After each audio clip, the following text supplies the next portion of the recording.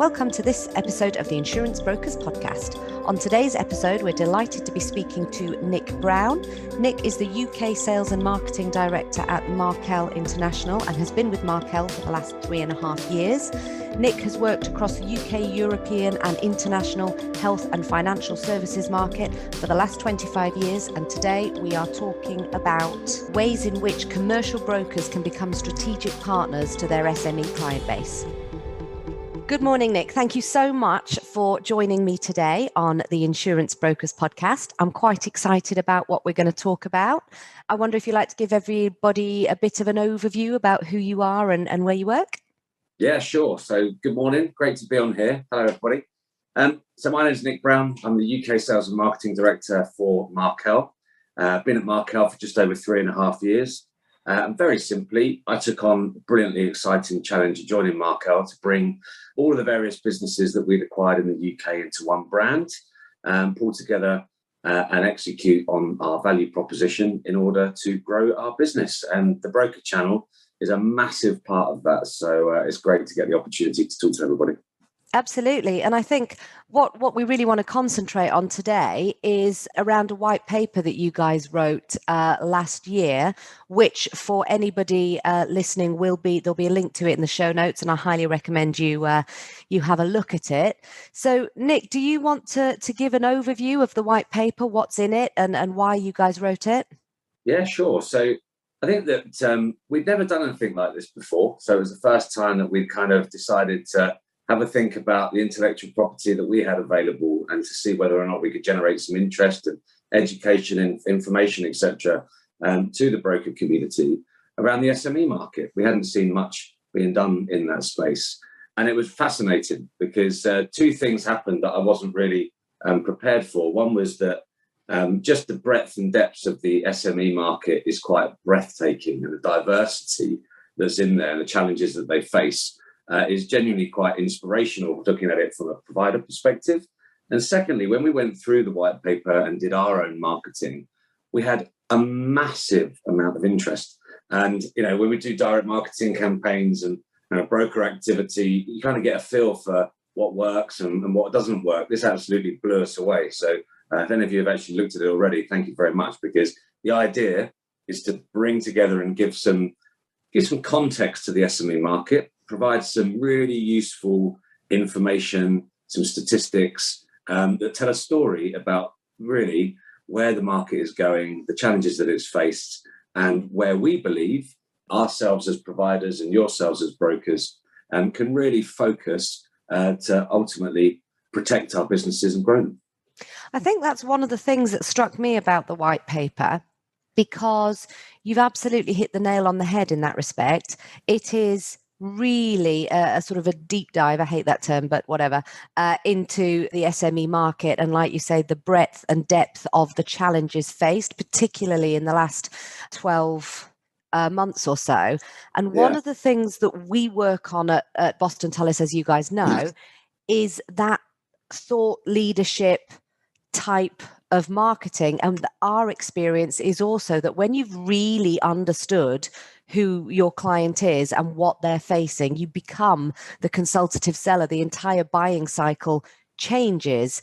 And actually, I think that's really, really important in today's world, particularly given some of the challenges that the insurance industry's faced over the last sort of 12, 18 months. And I'm thinking PR and that kind of stuff. I know that's quite close to your heart. Do you want to follow on from that? Yeah, no, absolutely. I think that the white paper at the time was genuinely an opportunity to kind of start to move away from the discussions around COVID and start thinking a bit more proactively, a bit more positively about the industry, because the industry has been dragged through it in the media, right? And I'm talking mainstream media. So we've got a much more balanced view, I think, in terms of the insurance media that we all see. But for mainstream media, I think you had pessimistic customers in the shape of SMEs that have really seen some what they would perceive to be some really bad behaviour from insurers, manifesting in an FCA court case.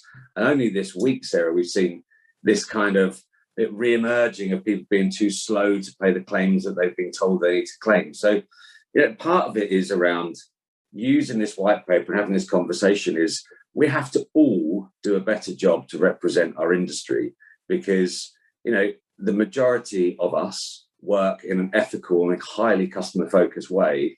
And I feel that now's the time for us to really push that, because I think it's something that's been a bit lost and definitely overtaken in the last 12 months. Yeah, I think you're absolutely right. And I think it comes down, I mean, COVID obviously has been unprecedented changes globally, personally, professionally, emotionally, every which way possible for pretty much everybody. But the movement towards this sort of customer-centric approach has been coming for a long time. And what the sort of digital world can do in terms of disseminating information to people that helps them then and there is absolutely phenomenal when you bring in algorithms, and even something as simple as a Zoom call and that you and I are now, recording a podcast on. What you can do, a lot of the bars have gone. So what we should be doing as an industry is using the channels we've got available to really give advice, which we are very well positioned to do. And one of the things I love stats, right? And no, I love and hate stats because, double-edged sword. But one of the things your white paper brings out very, very strongly from the analysis you guys have done is what your clients, your sort of end customers, the policyholders, were coming to you for additional outside of insurance support. But what has always struck me about our industry is risk is one very small element of an overall business strategy, and we're very well placed to support with the tax, the legal, and you go into detail in your report. Do you want to give us a bit of an overview of what sort of facts and sort of stats you've seen coming through over the last year in the various different departments you guys have? Yeah, so I mean, we offer a legal advice line and a law hub, which is a kind of a digital repository for SMEs to go and find a whole wealth of information, advice, guidance, dummy and template documents that they can use for their own purposes. But during COVID, we saw a huge increase in the amount that our advice line, if we focus on that, was used. And, we were getting on average, about 120,000 calls a year. That went up to 250,000 last year. So, we've seen double the amount of people calling. And we were lucky. We were able to draw on some of our experience, obviously having a law firm, having a specialist tax consultancy. We wrapped that in our proposition. We were spending a lot of time communicating to brokers saying, here's the 101 on furlough. Everyone thought furlough was how long a horse won a race by, not too long ago. The reality is that there's a piece which is guiding people through that, guiding people through how you took advantages of loans, the furlough scheme. Everyone was just kind of pulling information from wherever they could find it. And I think that the brokers responded really well to us giving them the tools to be able to talk to their customers, to give them some direction. And for us, whilst we've got that capability, this is the point you made earlier about becoming more customer-centric, moving around and understanding the customer's needs. Now, this is what our strategy is all about, being a specialist, right? Diving into the detail, understanding the customer and having a range of products and services that actually add value to them, rather than just intermediating, placing, and risk managing insurance. We want to be much more proactive than that. So that's where COVID gave us a huge opportunity to be able to showcase that capability on something that's so relevant. But as we've talked about before, my kind of bit is SMEs have crises every day, right, in various different shapes and form. And I think it's taken the global pandemic and the crisis around that for us to maybe start making some traction about going further and the relevancy of that. So we're desperate through the white paper, through our engagement, to make sure that stays focused, because adding value to the customer, supporting them, is a really strong way of getting this industry back on track in terms of from the customer's perspective. So we're very much looking forward to pioneering that, I think. I think you're absolutely right. And one of the things that strikes me as we're talking is it's the friction. So let's take the SME world. I know it because I live it. The SME world is full of friction because you wear so many different hats and you're pulling so many different levers at any one perspective. I don't want to go to my broker to ask about specific risks, my lawyer to ask about this, my accountant. And if I could have a cohesive, frictionless approach to the business strategy and sort of the fundamental parts that I need to cover off, that has value, particularly in the world that we are going into over the next 5 to 10 years. And what I mean by that is buyer behavior's changed. Yeah. If you think of, I mean, my kids, it's just ridiculous. I remember my daughter walking up to the TV and trying to swipe it. They're digital natives, right? Everything they do revolves around digital stuff. So this sort of frictionless, immediately accessible support is almost an expectation, and it feels very much to me that our industry is very, very well placed to jump in there. And you guys, obviously, that's part of your value proposition, which I think is incredible. Yeah, no, I mean, I couldn't agree more. It's absolutely the way forward in terms of being able to build deeper relationships, gives you more contact points to evidence and showcase your capabilities. I mean, that's marketing 101, right? Absolutely. We've been speaking to somebody very recently about moving the sort of business operation out of silos and into, again, the cohesive sort of approach to, I don't want to say selling, but to supporting your customer, because I think that's much more what everybody's about now. Yeah, I think that you're right. And the example of being frictionless in that process is so important. We are dealing with, as an industry, a whole variety of challenges, right? We just end up dealing with it as a provider at the point where financially it's affected them, right? Why wouldn't you extend that to start having that dialogue earlier, right? Because in many cases, right, our advice and guidance can support that claims process, potentially even reduce it or eradicate it altogether in certain circumstances. So our strategy is very much around ensuring that those tools are available, and we need brokers to buy into that because they're the channel that we can access those customers through. So it's a completely cohesive kind of engagement that we're looking for. We did a presentation for the MGAA, I think it was December now.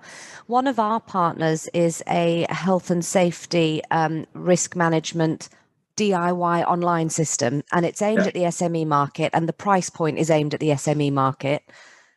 And what they offer is literally you log in, you've got your own portal, it's branded to the insurer or the broker, and it is a full industry specific. It gives you all of the risk assessments that you would need, advice, and it's such a phenomenal tool.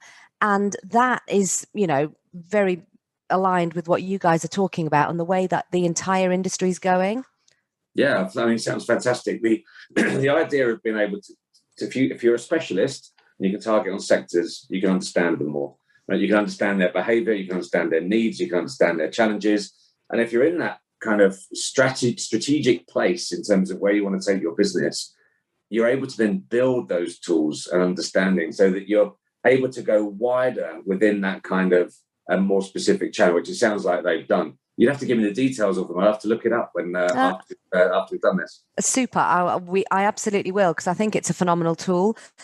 So one of the things that I did a long time ago now, probably a year or so, maybe even more, I did a podcast interview with Peter Cullum. All right. And one of the things that Peter said was, and I can't remember exactly the dates, but I think he was sort of saying by 2030, 2040, the big players in our market are going to be Amazon and Google. And that's because everything is going algorithm based, and there's a massive amount of money being pumped into that sort of the technical side now. What I find interesting is, and I'm seeing it more and more, and Peter did reference a Chinese company that's in a book called The Second Curve by Charles Handy. I would highly recommend.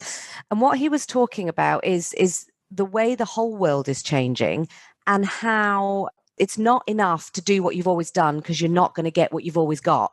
That's no longer the case, because what we've done in the last few years, particularly the last 12 months, is such a massive 180 that we need to start thinking differently. So it's almost the entire business strategy for intermediaries. And I'm not saying brokers, I'm thinking, other intermediaries, across industries need to be thinking about a more cohesive approach, what forces they can join up with and how. And I think it's so interesting to watch what's going to play out over the next 5 to 10 years. Yeah, so I think that's the interesting bit. So Peter's view in terms of that time horizon is the next kind of 25 to 50 years, right? In terms of that massive change, which I think is right. I think there is going to be a shift. I think that what we will see is that we all know that we've got certain customer types that genuinely have more straightforward business operations than others. That doesn't mean they're bigger or smaller. They're just less complicated and less risk.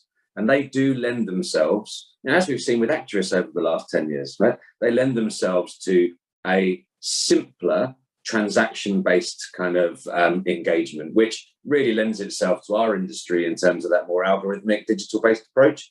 So I can definitely see there being a trend to online management of a large number of SMEs in the UK by intermediaries and providers alike.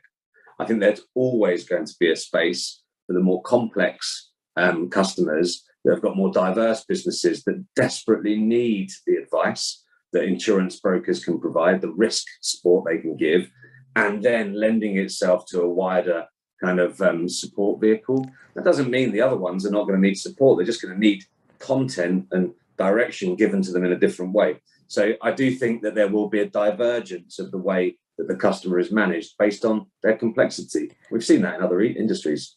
Absolutely. And the more complex business arrangements that are requiring, the sort of relationship-based support, by default need the full cohesive package. Yeah. So by sort of the next level up from what we're saying is, again, plays into buying behaviors and selling cycles and all of these good things.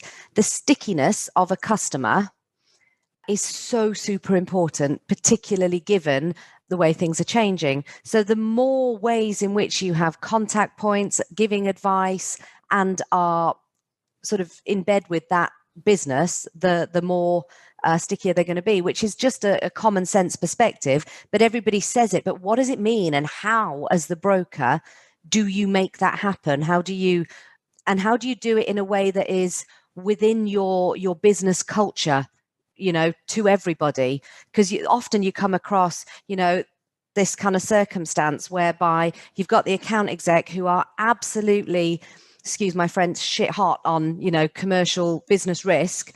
But actually, if you need them to speak about the legal implications, they lose confidence. So it's almost a difficult thing to do, but it is certainly worth putting the time in to make that happen.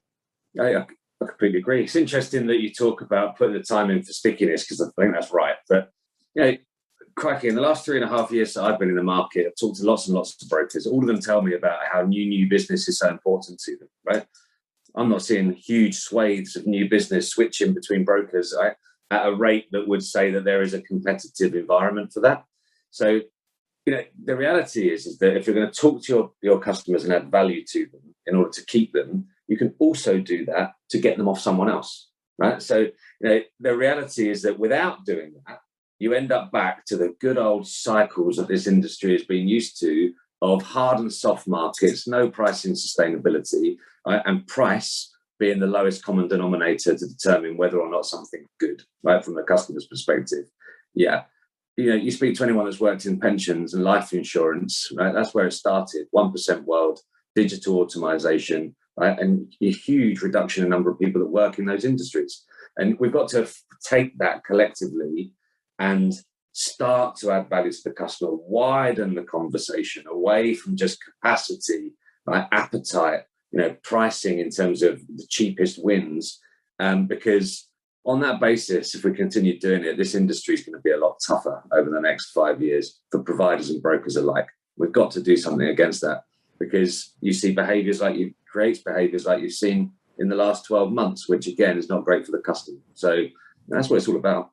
Without being too evangelical about it, it's the opportunity that understanding your customer provides. It's something you said to me a different day, was yesterday, in fact, was around the risk for an SME doing X is not any different today to what it was, That's right. 6 months ago or a year ago. The actual risk is not any different. And this, price discrepancy, driving everything by underwriting is quite difficult and is leading to a lot of SMEs and people outside of the insurance market is so bloody complicated to anybody outside of it. Yeah. Wholesale brokers, retail brokers, MGAs, who, what, why. So for people outside of the market and for the majority of SMEs who probably don't have a huge may not be, reading the Financial Times every day and watching the stock market and understanding the wider implications, they're not really understanding what's happening or why.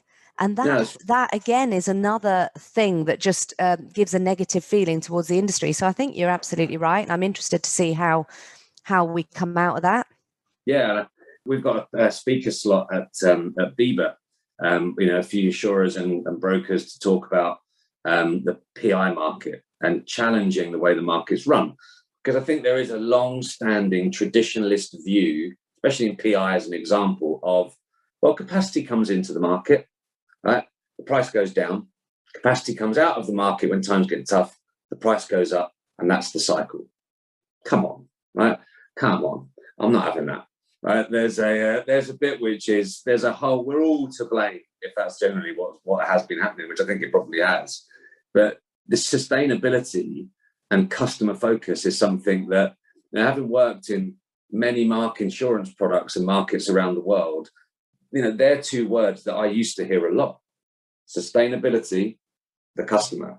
I very rarely hear that in commercial lines. And that's something where the principles around getting close to the customer, widening the scope, moving away from that underwriting and capacity-led view of leading the market, I think is absolutely critical for us to kind of win back confidence and drive value out of this industry. I think you're absolutely right. I just want to jump back to something you said a moment ago about new business. Some of the conversations we have a lot is around new business, and some of the conversations that we don't have so much, but I think we're having more of now since the world we live in, is around renewals. And actually, you've already got these customers, the relationship's already there. What are you doing to contact them? Not 8 weeks before renewal, monthly, possibly every other week, with information like you guys are providing. It's critical, and it's not just critical, it's absolute business sense. And that, if you call that marketing, I think it turns people off sometimes. Marketing's almost like a dirty word, so I prefer to use, I don't really know what I prefer to use, but there's got to engagement. There it is. So that engagement with your existing customers around all of the portfolio of products and services that you are able to offer, whether through your own business or through your carrier partner, etc. Use it, make it happen. And one of the things we do, as you know, is we do lots and lots of podcasts, and we're starting. We've had a huge influx of people asking about, how do I do these podcast and video interviews with my niche industry, that the industry that I want to become the thought leader in that industry. And what we keep saying to people is, all you need to do is record your client interviews. Ask your client what keeps you up at night, press record on Zoom or Teams or GoToMeeting, whatever the hell it is, and you've got the raw content that gives you so much really interesting speaking to the market at the time they need it. Just press record. That's all you need to do. You're right. And the most bizarre thing is that when you're engaging with a customer around, even if it's just at renewal, when it's at that point when you're reviewing their risk profile, you are finding all of that out, right? It isn't a massive jump to understanding what keeps them awake at night is one thing. That's where we're indoctrinated to go, there's the things that could go wrong. Here's the solutions when they go wrong financially, right? Well, by the time a claim comes through, the SME, depending on what that claim could have been through, the business owner could have been through the ringer for 6 months, right? Trying to find his own support. And this is where directionally we've got this opportunity to go there further, right? From a broker's perspective, from our perspective, let's get involved in supporting them, because the claim, right, is kind of the end of that process for them, right? All those late night worries, right, have been happening up until that day. This is when the money comes in. So it doesn't solve the problem. And I think that that's where getting into that claims chain and that value chain and understanding the risk and bringing it back to the customer's perspective really is what our strategy is all about. I'll tell you something else I've come across, which I think makes that point really, really well. So I've come across a company that offer trauma care support at the incident. So natural disaster, Beirut blast, political violence, terrorism, flooding, etc. And what they offer is immediate on-site response. So where there is, for example, there was Colorado shootings recently, within I don't know the actual numbers, but literally, few hours, there's on-site trauma counselors for everybody in the vicinity. It's not a case of going, right, this happened in a hotel, employees this way, let's go get some support, the rest of you go figure it out yourself. And it's back to this cohesive nature, and they offer support for everybody. And it's a policy add-on that insurers insert into their various policies, along the lines of what Zurich have just done with the flood policies, offering counselling support. But it's even broader than that. I think it's incredible, and you can see all of these tiny little increments moving around the world, and it's all hopefully going in sort of this same direction, which I just think is awesome. Yeah, look, it's from a health and benefits perspective, where I've been previously, that kind of employee well-being, the services that go alongside that, well, I mean, we all experience that. But are we doing the same for the business owner? You mentioned it, probably not. And I think that there is an opportunity to dive into that. Funnily enough, one of the things that I think has been kind of innovative, and I think that we do it again, some do it well, others don't. Cyber seems to have been embraced by everybody by going, yeah, this is definitely the next thing, right? And I think that there is absolutely, right, some credibility behind the business risk that's associated with that. But what I've seen is cyber is being sold to different degrees of success, right, by providers, by brokers. The successful ones are selling it as a service. They're not selling it as an insurance product. And anybody that's approaching it from an insurance product's perspective, right, in terms of the base, here's the risk, here's the solution, here's the price, they ain't selling it. So, that for me is a massive indication of where we see cyber sales rocketing, right? We are getting it, right? And this is almost because it's new, we've given some focus around it. The reality is the same approach can be taken for our core products and services if you provide that reach with a provider that can give you that reach. And I think that that's quite telling. I think you're absolutely right. And one of the sort of iterations that we're thinking about is doing some interviews with people that have suffered a cyber breach, or some of the value added services that the services that we're offering, to find out how it affected them and what it did for them. Absolutely. And I tell you what, when you're going out to a customer talking about HSBC had a £500,000 data breach, you're talking to an SME, you ain't going to be selling cyber, right? Because the SME is going, that's never going to happen to me.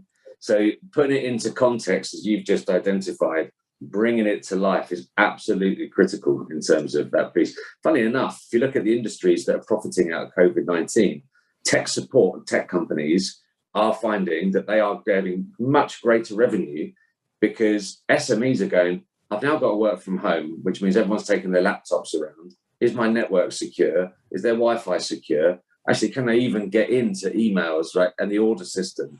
So there's been a need created for greater support. And, there's a great opportunity there just within businesses embracing the future ways of working. It's funny you say that. We've just signed up with a partnership with a security team for us, because exactly that. How do we know? In fact, we suffered with, I say suffered, we had one of our, somebody that works for us got an email from a personal account of one of our directors, And she was obviously switched on and said, hang on a minute, this is a bit weird. Is that normal? You've never emailed me from this before. But my emails, sometimes I accidentally I've got about 5 different email addresses and it comes from various ones. And you could do that easily. And, had that email come to me, I might have just assumed he'd done it from his phone and it had come the wrong way. So that's what made us go, okay, we need to make sure our filing system is secure because we give client access. How do we make sure that clients have got access to the right folders and we're not causing any GDPR bloopers or anything like that? Actually, let's just bring someone in to do it. And you know what? That's a really, really good example of where us as an industry have started to understand that with something like cyber, it isn't just about quantify and qualify the insurable risk, right? Because a lot of that is not a risk, it's a business risk, right? And we've got to start thinking about our customers as absolutely making sure their insurable risk is there to the level that they need it. But that is different to their business risk. The business risk is how it affects them, right? At the time. Right? It's not a great jump. And that cyber is a really good example where that's coming together. And that jump is essentially the fundamental basis of your white paper and our discussion. Yeah. Thinking about the business risk, the business challenges, and the business opportunities that your client's thinking of and what you can do to support. Another really interesting example is I'm working on a side project at the moment, which I'm very, very excited about. And it's totally out of my comfort zone, but I'm loving it. And in a conversation with Simon, he was telling me about the R&D tax relief that that you guys do. We've just engaged an R&D tax relief specialist to help us with some of that kind of stuff. And actually, oddly enough, our insurance is through you guys. So my co-director and I came off that call going, oh, we should go with Markel to get the insurance when our new business venture's up and running, and we can do this through them. So it's so conjoined, and I'm really excited. And if you've watched this podcast and thought that there is something that resonates with it, definitely watch the R&D one, because it's the most underutilized government grant sector in the UK, specifically for SMEs, able to support them where they're invested in growing their own business. You can get the money back, right? And it's just like a great way of adding value to your customers if you make them aware of it, because a lot of people aren't. I was blown away by that and it's only recently we've come across it. So I am looking forward to doing that podcast as well, because I'll learn a lot. Yeah, so I think on that note, Nic, I've really enjoyed that. That was a really interesting conversation. Thank you very much.